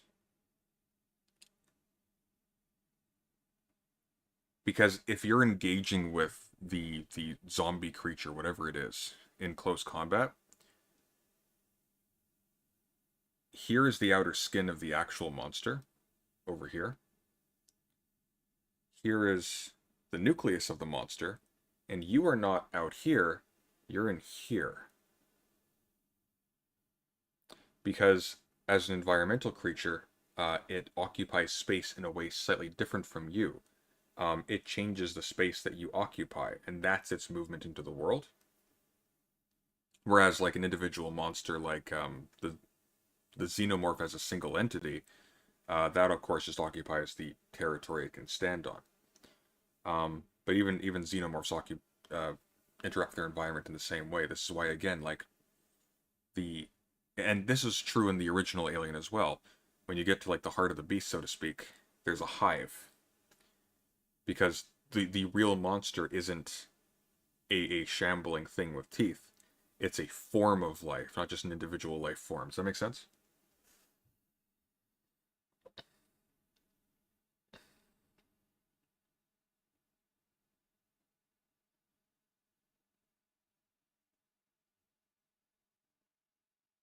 Going back to Annihilation, the bear evolving to use the woman's voice to lure and prey is scary as hell. Yes. But crucially, one of the reasons why that's disturbing, because a lot of animals will lure and prey, using a similar mechanism in a rudimentary sense. Like think of anglerfish, right? Or Venus flytraps. Or lots of them.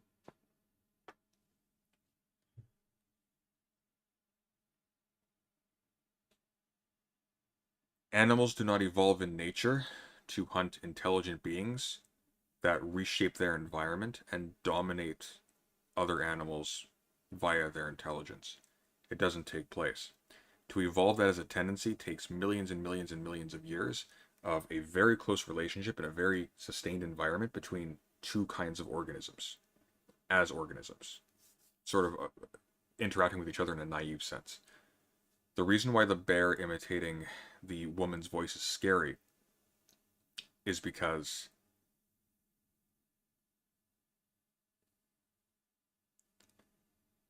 that cannot follow a natural process. Something is with some kind of intention, or something that we would describe as intention,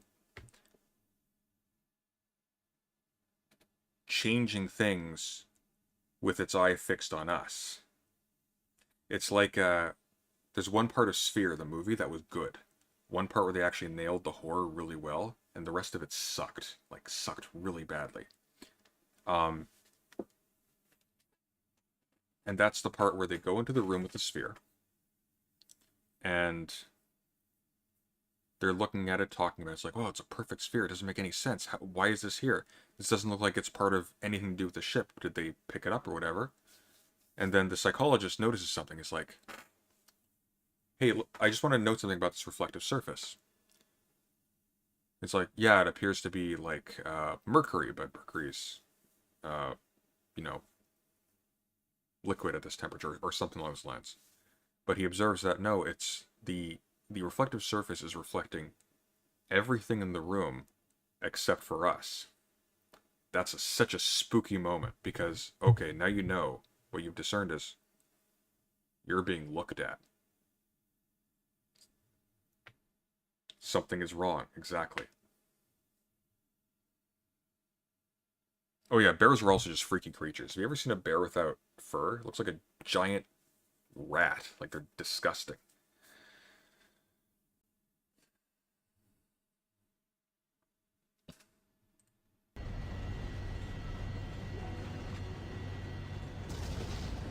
Engine power failure. So essentially the scariest alien or monster... No, not the scariest, just like what is a good monster. It doesn't have to be the scariest. Like, it can be interesting without being as scary, right? So essentially the scariest alien or monster is something that is super adapted to the environment it is in, whereas the person or thing being hunted is not. Do I have you right? Sort of.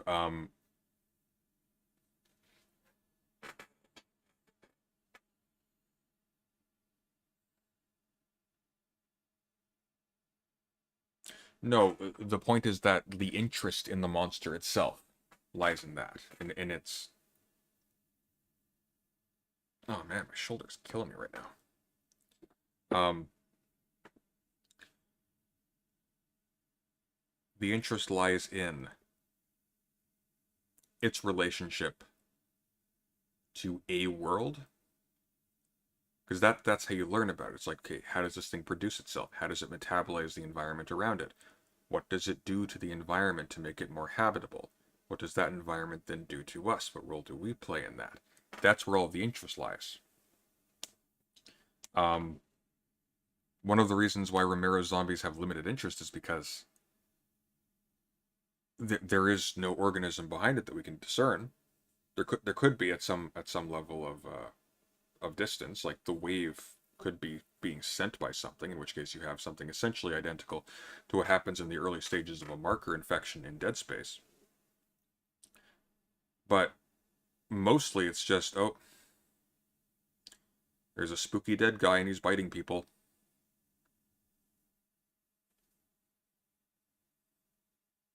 And the horror, again, is identical to if they were just centipedes, giant spiders, or just anything else.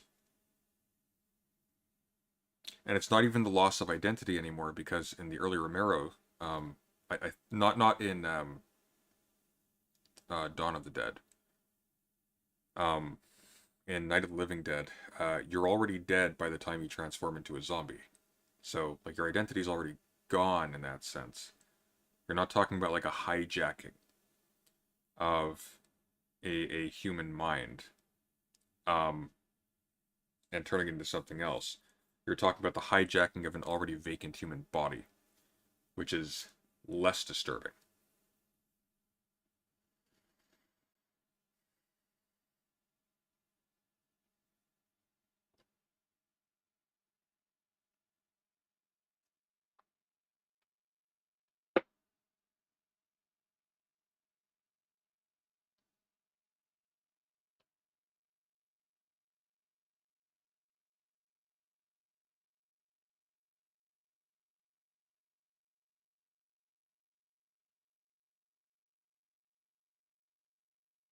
Babadook does some really interesting work with the concept of a monster itself, and that the film implies that the monster isn't even real, and the true horror is the psychological disruption of the main characters. I hate when a film tries to show you what the true horror is. I find that incredibly pretentious and boring. The Babadook is good as a film. I am not interested in that part. It just doesn't interest me. It's one of the reasons why I really didn't like H. Bomber Guy's take on Lovecraft. And his review of that movie Dagon, because he missed the point. Like, cosmic horror should not be brought back down to domestic problems, or even political problems. The entire point of it is that it positions the entire world of human meaning as just a single fragile cell that can be consumed or burst by something outside. Like, we are not in the realm of settling the otherness that we associate with homophobia or whatnot, where it's like, oh, that makes me feel kind of icky. Oh, my culture and my religion makes me really uncomfortable with any sort of relationship. I have these negative associations, and there's all this baggage to overcome, and all this like domestic strife, and people like disowning family members, and all this awful stuff around just people not fitting in to systems and cultures that are put in place by people who didn't really think things through all that well, or couldn't. Like, that's something very interesting to be addressed.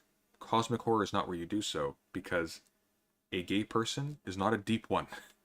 Like, we aren't talking about the total destruction of identity at that level. We are talking fundamentally about sincerity and repression and all that kind of thing. Quintessentially human things. The point to cosmic horror is that the quintessentially human is not just contingent, it's entirely tangential. We are not important. Even at the most grandest scale, we are not important. And this is part of the therapy of cosmic horror. There are other things that can just wipe it all away, like that, and it would not matter a jot. Which of you were cowards, which of you were brave, These words wouldn't even mean anything to them. Who was important, who wasn't, who was on top, who was on the bottom. Doesn't matter. Total disinterest. Whether you loved each other, whether you hated each other. Completely different world. Its regard for you is equivalent to your regard for the culture of a termite colony. None.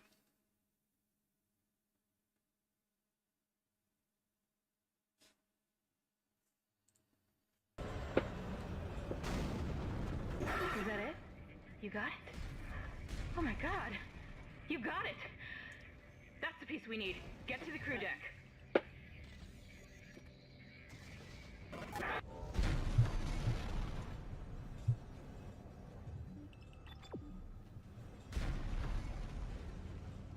Isaac!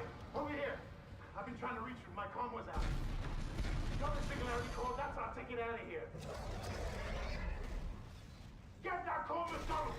You knew he was dead as soon as he was hidden behind the plot glass. Don't wait for me! Oh, fuck me!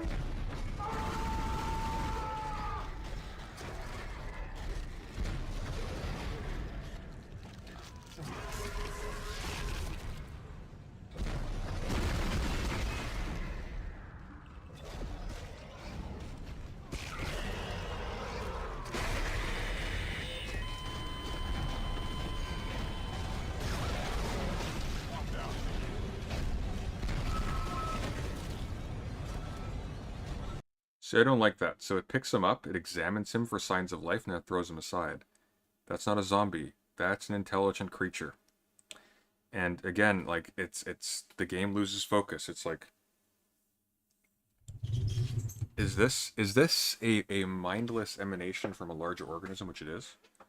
Or is this just a scary bear? It even kind of shambles like one.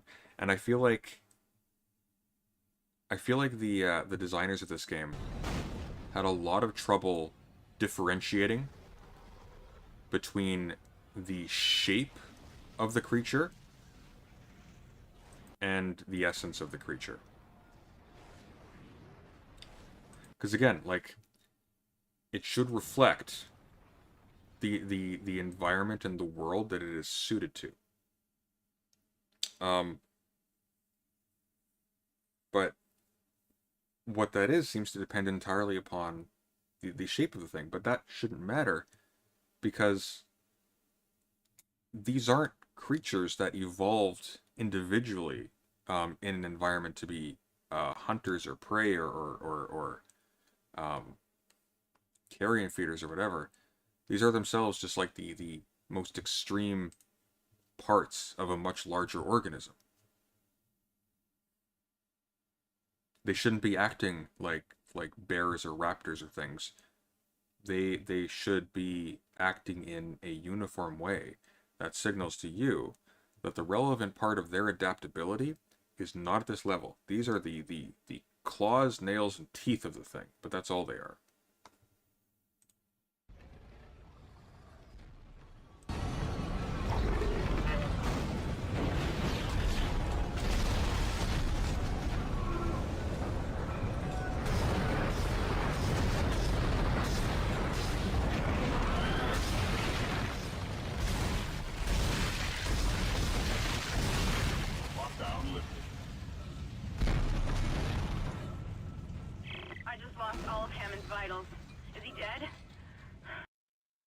We can rebuild him. We have the technology. Look at these parts. Oh my god. Oh god. It's just us now, Isaac.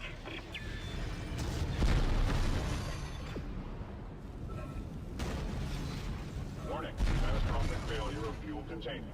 Evacuate the vessel immediately.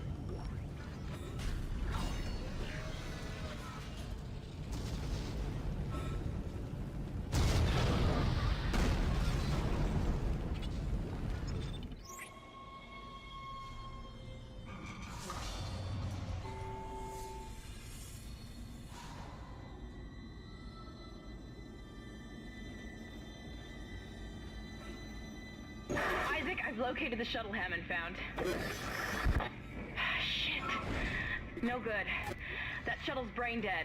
Someone removed the navigation cards. God knows why. There's 3 of them scattered around the deck. I'm downloading their locations. I can't access the doors from here, so you'll need a crew key. If you can find those parts, I think we can get that shuttle operational again.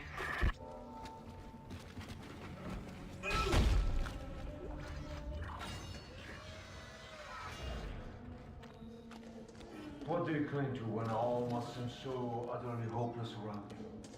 Dr. Cross was a true believer. She had faith. And now she awaits her transformation, her rebirth. Are you ready to ascend, Mr. Temple? Of course you are. Have no fear. You will play your part soon enough. Witness the conviction of a true believer!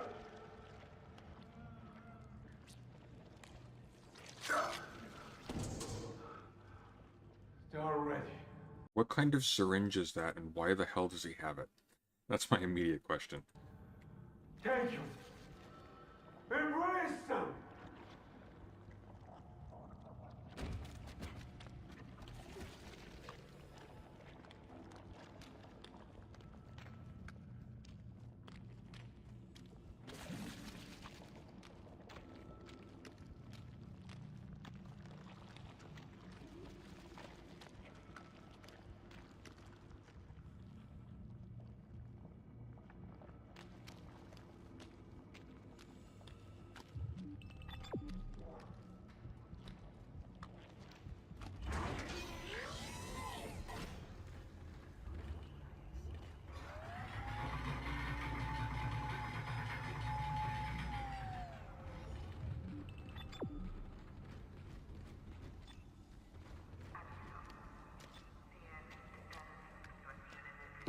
Mr. Clark, I really must speak with you.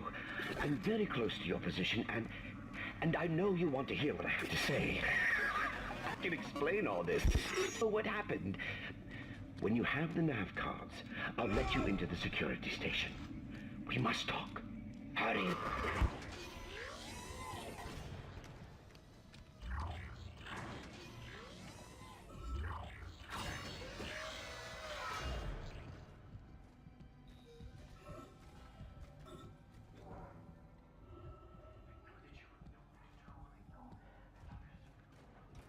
You've made it!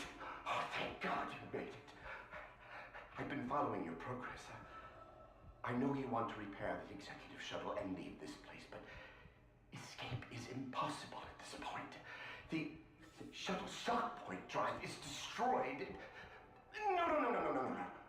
Don't lose hope. Don't lose hope.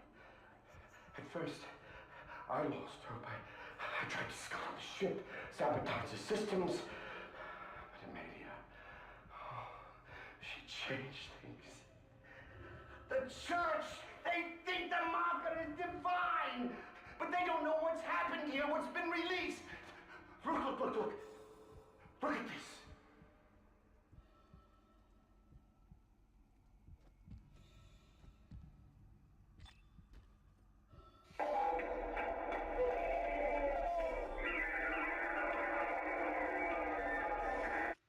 That is what we found in the core of the planet.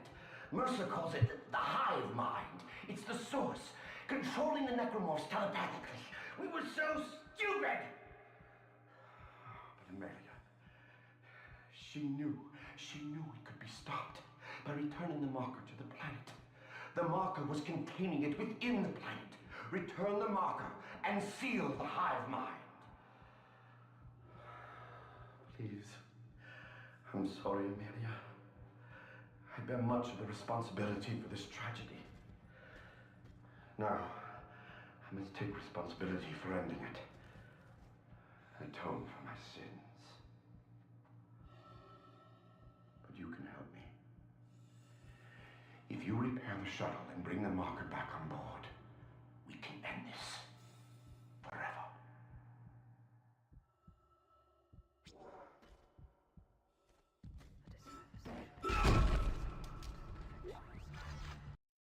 That's another thing I want to do stuff on at some point. Because it's like... That's also a really interesting trope, and it starts sort of with 2001: A Space Odyssey, where you have this monolith that is responsible for, in some sense, molding our environment and our behavior as a species. So, the film, I haven't read the book yet. I want to read the book. I should soon, actually. But in the film, this black tablet thing just lands on Earth, is discovered by our primate ancestors, and they suddenly have, like, sparks of brilliance around it. They discover tools. They start to organize. And this seemingly... And I think this part is crucial. This seemingly simple-looking device or thing made of that appears to be completely inanimate. It's just a geometrical shape. Like it's just a block. Has again that same relationship we were talking about with the flat Earth, or not the flat Earth, the flatland thing, where it's like the way in which it interacts with its environment dynamically, or just the way in which it interacts with our world. Maybe dynamism isn't even the way to think about it. Is on planes that we are not sensitive to, and upon which we may not even exist. So we exist on, like, here, and it's coming around here, and it's kind of threading through, and it's doing stuff to us, like, as it passes through here.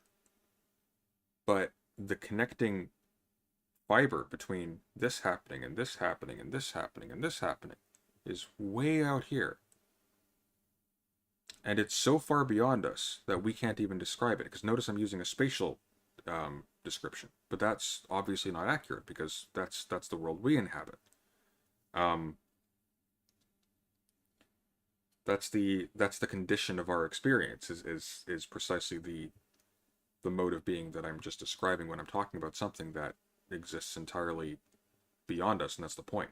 It's not trackable. And that's really encapsulated by the fact that the thing that is responsible for everything that's going on is not a monster with telepathic powers, which it briefly is sort of hinted to be in this, until that's sort of refuted later on because you're being tricked. The marker is not containing the hive mind. The marker is tricking you into returning it to the planet because that's how it does convergence. It needs to be fixed on a place. And the hive mind is just one other creature that's been assimilated to it.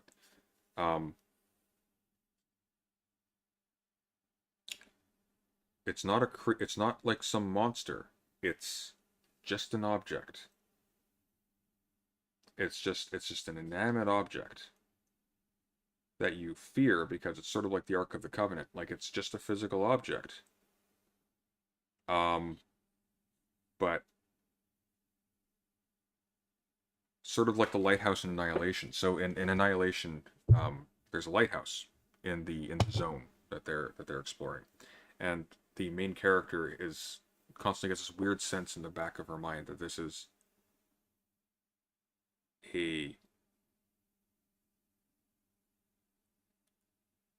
not the lighthouse. There is a lighthouse.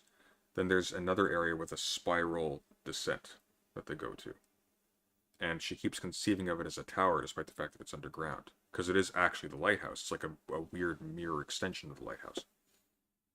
Similarly, Ark of the Covenant, it's just a physical object. But to touch it or to approach it is to step into the maw of God or something. Because you just die. Because the thing it's like in Aurelia in Call of Cthulhu, like when they're running from Cthulhu, the dimensionality of the world is not the same as ours. So people are sort of like falling into the walls as they're trying to flee from it because the spatial relations are completely different.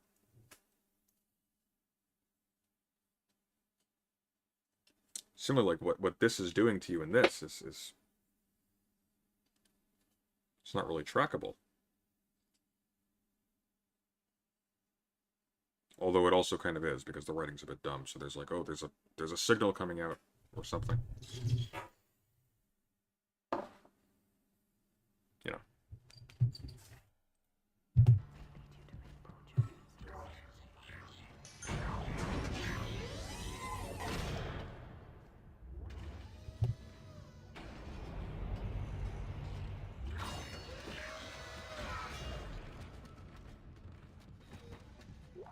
Captain's log, personal.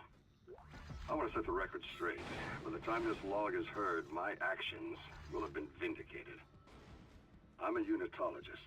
By now, it's probably no secret that we shouldn't be in this star system. Just another illegal mining job for the company. That is until the colony found the marker. That was when the church took an interest and chose me to lead this pilgrimage. They also ensured many of the mission crew were devout. My primary instruction was to get the marker up from the colony and on board the ship. Dr. Kine, the CSO, is an expert on the original marker and was tasked with deciphering this new one. He says he's making good progress. My decision to quarantine the colony is sound. They've got some kind of epidemic down there, and I can't allow it to infect the ship. Not with such precious cargo. Not when we are so close. Planet Crack takes place tomorrow. We'll continue to decipher the marker, and when we return home, we'll pass all our findings and the marker to the church. The government isn't going to cover this one up. Altman be praised.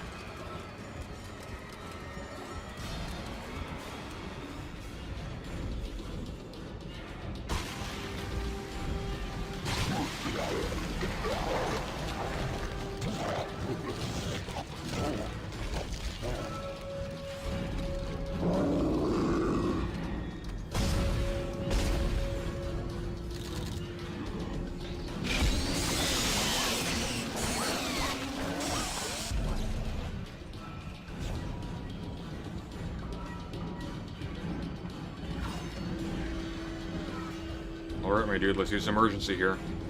Test firing shuttle engines.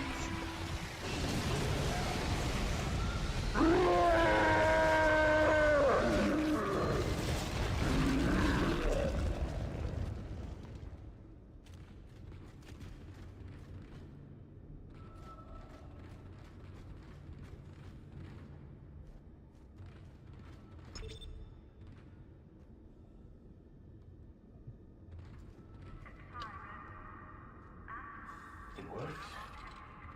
Yes, this will work. There's still time to make things right. The shuttle needs to be released before launch. The control platform there. I need you to guide the undocking procedure while I start the shuttle's engines. This will make us whole again. Hurry! I'll take the shuttle up to the flight deck where the marker's being held.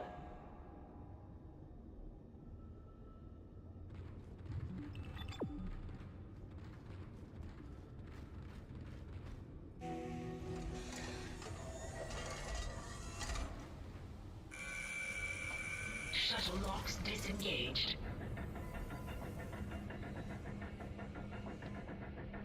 I'm en route to the flight deck. Meet me there and we can load the marker on board. Yes, Amelia. Soon we'll take it home.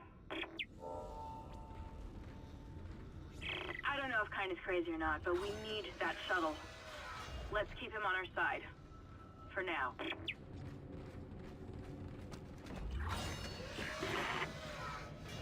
Your time has come. No need to be frightened. No reason to fight. Many have gone before us, and now it's time for us to take the voyage together. Transcend death. Future take its course. Join me as I gaze upon the face of God.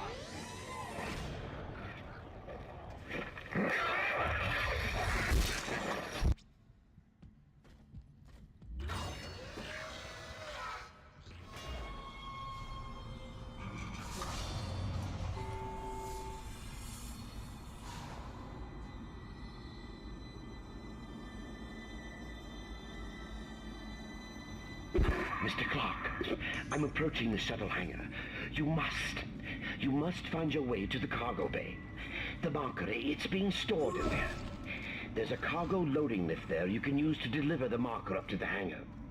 Please. God, I'm so sorry. I'm so sorry for what I did. I never wanted to hurt you.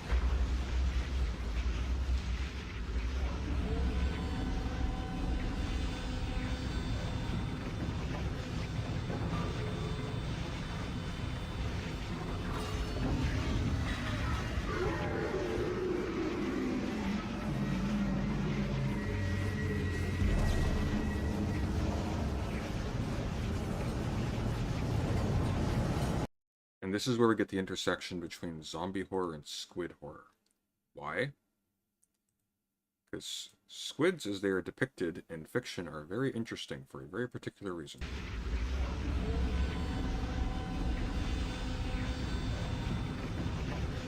Just gonna get this shot again so we can demonstrate.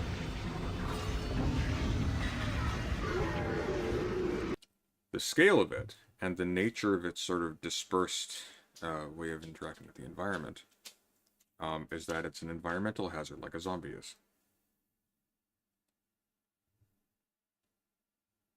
So, which is why the culmination of zombie horror, the escalation of it, is to a squid. Because that's sort of the unifier of it. One moment.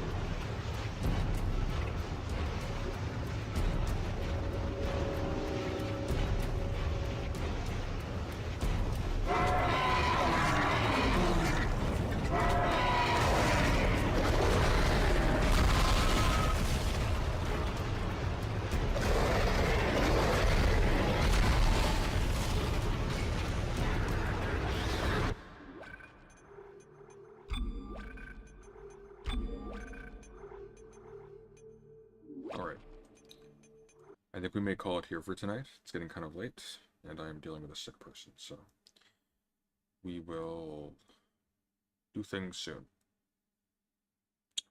I'm going to be returning to regular streaming fairly shortly. Not tomorrow, but probably the day after.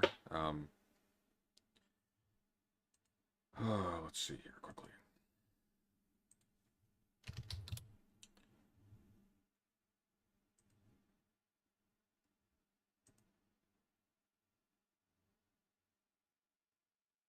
I finally heard back from Erudite at 9 p.m. Good God.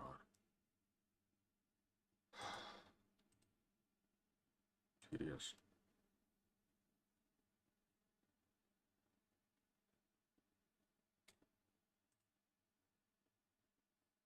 Well,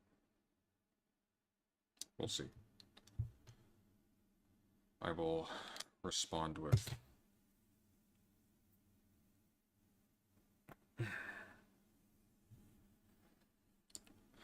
equivalent punctuality. Punctuality is not the word. Equivalent efficiency. Speed.